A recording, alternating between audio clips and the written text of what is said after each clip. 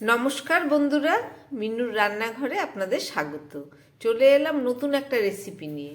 আজকের আমি একটা নিরামিষ মটরের ঘুগনি করে আপনাদের দেখাবো। তার জন্যে আমি কিছুটা মটর ভিজিয়ে নিয়েছি। এই যে একদম ভিজে গেছে, 4-5 ঘন্টা ভেজাবার পরে জল থেকে ছেঁকে নিয়েছি। আর সঙ্গে নিয়েছি দুটো আলু, একটা টমেটো আর 2 রকমের লঙ্কা। এই ক্যাপসিকাম লঙ্কা নিয়েছি আর নিয়েছি কাঁচা লঙ্কা। এই সব কিছু দিয়ে একটা দারুণ স্বাদের নিরামিষ মটরের ঘুগনি করে দেখাবো। তাহলে চলুন শুরু করি। একদম প্রথমে আমি একটা প্রেসার কুকার নিয়ে নিলাম। এই প্রেসার কুকারের মধ্যে আমি এই মটরটাকে একটু সিদ্ধ করে নেব।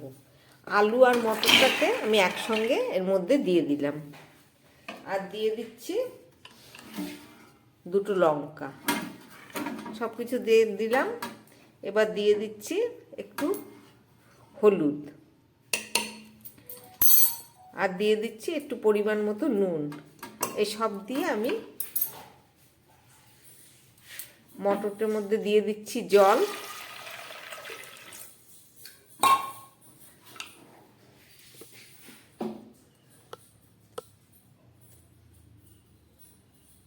সব দেয়া হয়ে গেছে। এবার আমি এটাকে সিদ্ধ বসিয়ে দেবো। চলুন তাহলে সিদ্ধ করে নিই, তারপরে ফেরত এসে দেখাচ্ছি।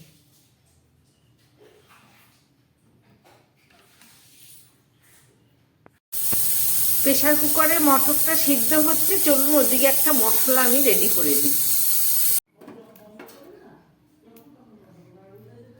দুটো শুকনো লঙ্কা দিলাম, দিয়ে দিলাম গোলমরিচ, দিয়ে দিচ্ছি একটু ধনে,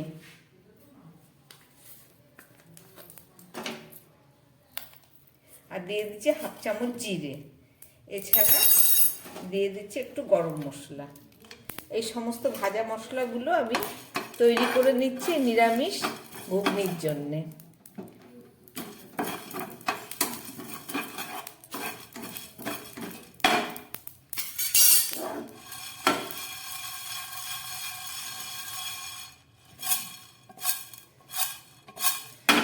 মশলাটা আমার রেডি হয়ে গেছে, আমি এবার গ্যাসটা বন্ধ করে দিচ্ছি।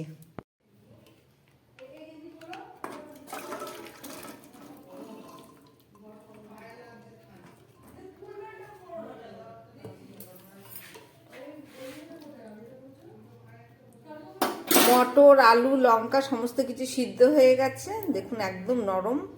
চলুন এবার এটাকে রান্না করে দেখাই।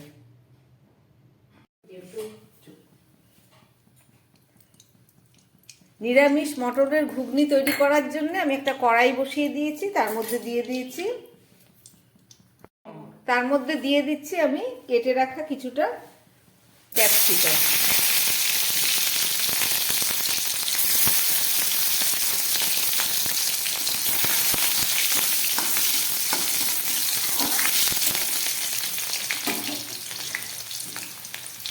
আর দিয়ে দিচ্ছি একটা টমেটো।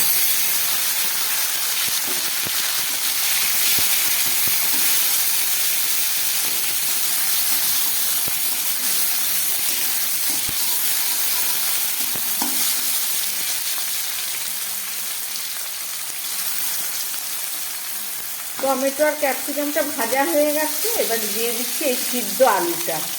মটরের সঙ্গে আমি আলুটা সিদ্ধ করে নিয়েছিলাম, সেটাকে একটু কেটে নিলাম।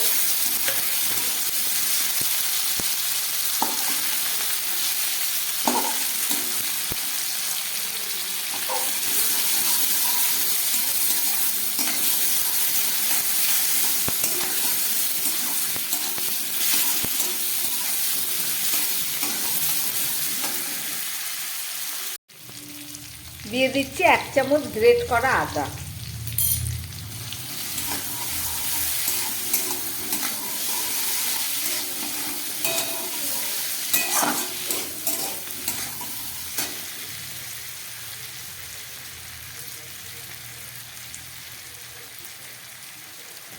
এবারে দিয়ে দিচ্ছি একটু কালারের জন্য কাশ্মীরি লঙ্কার গুঁড়ো।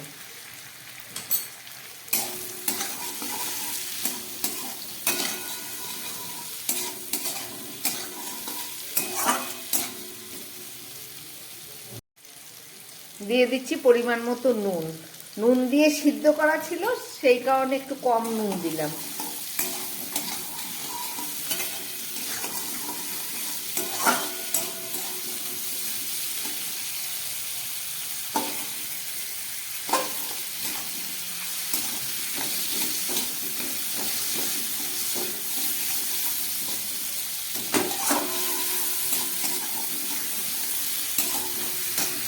ভালোভাবে আমার কষানো হয়ে গেছে। এবার আমি এই সিদ্ধ করে রাখা মটরটা জল সমেত দিয়ে দেবো।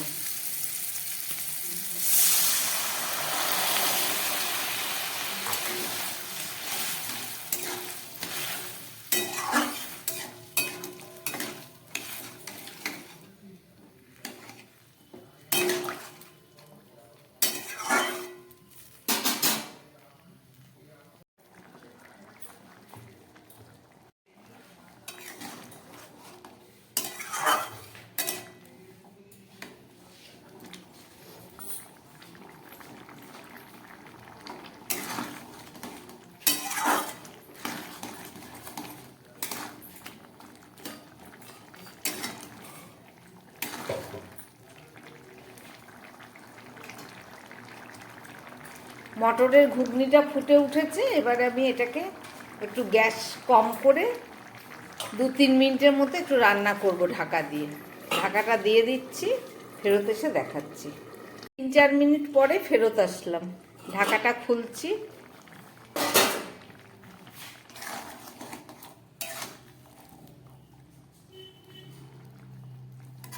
আলুগুলোকে একটু ভেঙে দিচ্ছি যাতে খুব ভালোভাবে একটু ঘন ঘন হয়ে যায়।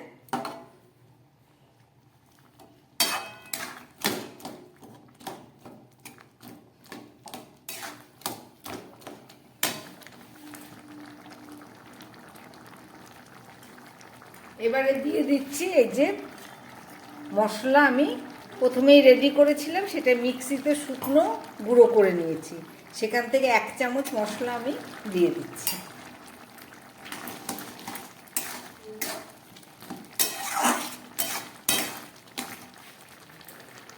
আর দিয়ে দিচ্ছি সামান্য ধনেপাতা।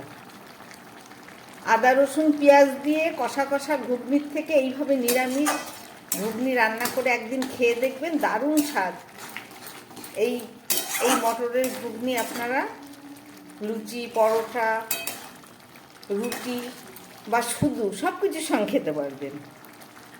এছাড়া শুধু চাট বানিয়েও খেতে পারবেন, দারুণ সুস্বাদ। আমার ঘুগনির রেসিপিটা রেডি হয়ে গেছে। আমি গ্যাসটাকে বন্ধ করে দিচ্ছি। এবার আমি ঢাকা দিয়ে দিচ্ছি, 2 মিনিট পরে দেখাচ্ছি। 2 মিনিট পরে ফেরত আসলাম। দেখুন ঘুগনিটা কত সুন্দর বসে গেছে।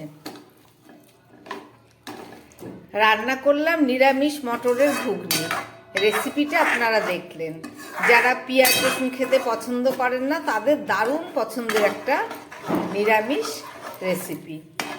এছাড়া শনিবার, মঙ্গলবার অনেক বার মানুষ নিরামিষ খায়, পেঁয়াজ রসুন খায় না, সেদিনও আপনারা চাইলে এইভাবে বানিয়ে খেতে পারেন। চলুন একটু পরিবেশন করি ঠিক এইভাবে।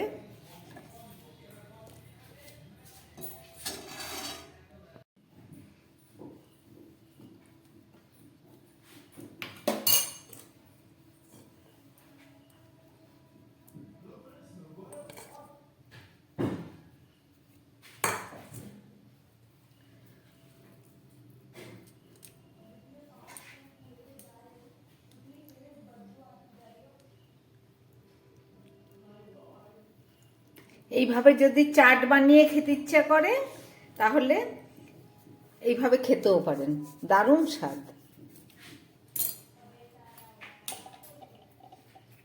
সব শেষে দিয়ে দিচ্ছি সামান্য বিট নুনের পরে দিয়ে দিচ্ছি সামান্য গোলমরিচের ভাজা গোলমরিচের গুঁড়ো।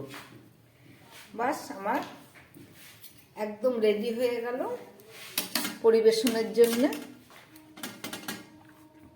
বানালাম, দেখলেন রেসিপিটা। আমার বানার ওই নিরামিষ ঘুগনি যদি আপনাদের ভালো লাগে তাহলে আমার চ্যানেলটাকে লাইক করবেন এবং সাবস্ক্রাইব করবেন, যাতে আমি আবার নতুন ভিডিও বানিয়ে আসতে পারি। আপনারা একবার এইভাবে বানিয়ে খেয়ে দেখবেন, আশা করি খুব ভালো লাগবে। নমস্কার, সবাই সুস্থ থাকবেন, ভালো থাকবেন।